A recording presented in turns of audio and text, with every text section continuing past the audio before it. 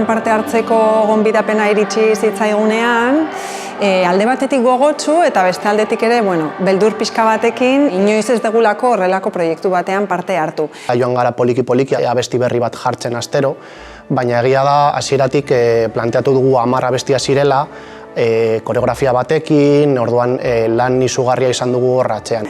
Baina aurrek izugarrizko lana egin dute eta ilusio handiarekin eta azkenean ez dugu askotan horlako aukera izango Euskadiko orkestarekin kantatu ahal izateko, ez? Orduan, aprobetxatu dugu eta gozatuko dugu, seguru.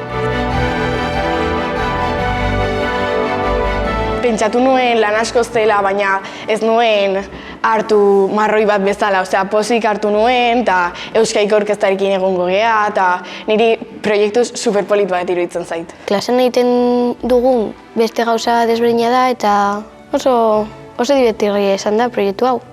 Oso kontentu nago ze niri gustatzen zait asko musika. Hasieran lotxa pizka edo geneukan, baina oso polita izan da. Bai, pizka bat lotxa ematen zait, baina divertigarria. Oso pozik guztiok abestu dugulako juntu. Taldean abestea iruditu zait, esperientzia oso polita eta divertigarria. Ere beste eskolekin abestea, niretzat oso polita izan da. Pozik sentitu naiz, ze gustatzen zait jendearekin abestea.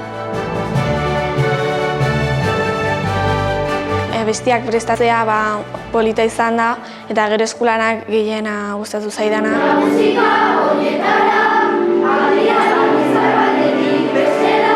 Azkenean prozesu ezberdin bada, ez gaude ohituta horrelako proiektuak egitera, gainera kasu honetan orkestrarekin, beste ikastetxeko ikasle batzuekin, orduan talde lan bat ere dago eta horrelako proiektuek gauza on asko ematen die ikasleei, errespetuan, talde lanean.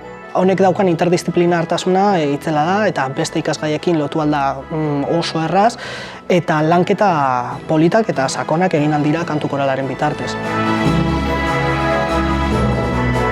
Ez da proiektu politagoarik, hau da, hasieratik bukaeraraino dauka bide nahiko polita 5-6 hilabete eman ditugu lanean eta gero bukatzeko dau kontzertu bat non danok ikusten dugu gure burua importanteak garela proiektu honetarako.